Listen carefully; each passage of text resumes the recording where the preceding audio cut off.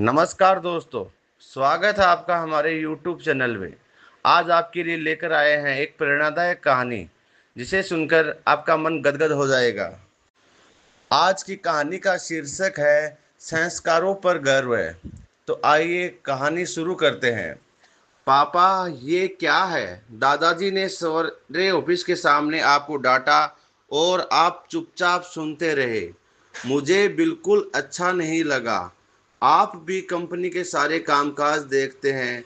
क्या हुआ जो गलती से ऑर्डर इधर उधर हो गया? ऑफिस में सभी आपका सम्मान करते हैं। ऐसे सबके सामने वो आपको डांटकर बेइज्जत कैसे कर सकते हैं? सुमित ने अपने पिता राम बाबू से अपना गुस्सा जाहिर करते हुए कहा।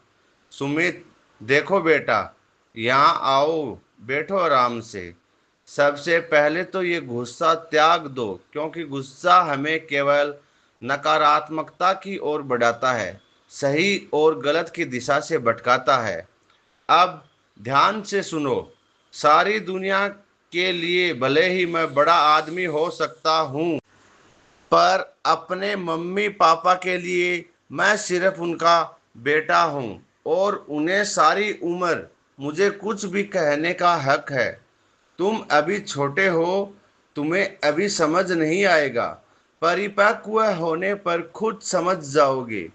माता पिता की ये डांट, ये समझाने का तरीका, बेटा, ये उनका एक मार्गदर्शन करने का वो तरीका है जो हमें सही और गलत का अंतर बताता है।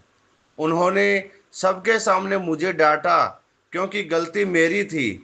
मुझे ध्यान देना चाहिए था। एक जिम्मेदार व्यक्ति, एक जिम्मेदार कर्मचारी होने के नाते ये मेरा कंपनी के प्रति कर्तव्य बनता है।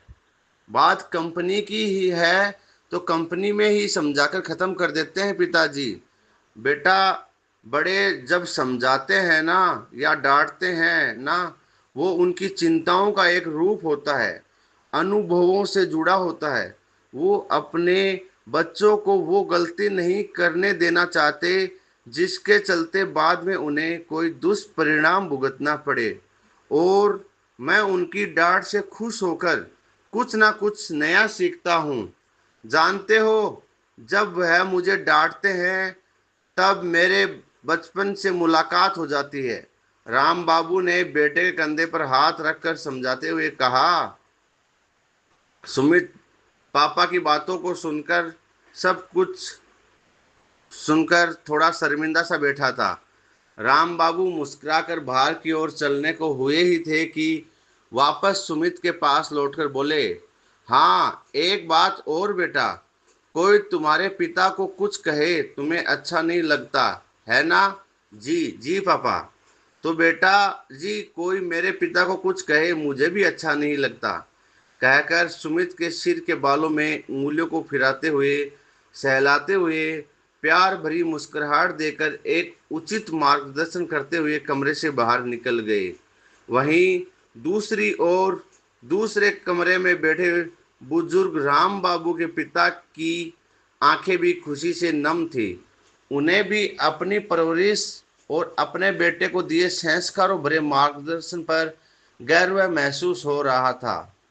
दोस्तों, माता पिता भले ही कितना ही हमें किसी के सामने डांट लें, लेकिन हमारा कर्तव्य होता है वो डांट सुने और जो गलती हमसे हुई है वो गलती पुनः ना दोहराई जाए, ताकि हमारी आने वाली पीढ़ी भी हमसे संस्कारों से जुड़ी रहेगी।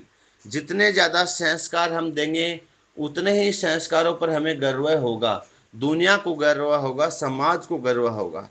तो यह कहानी आपको कैसी लगी, कमेंट बॉक्स में ज़रूर बताएं। साथ ही चैनल पर नए हो तो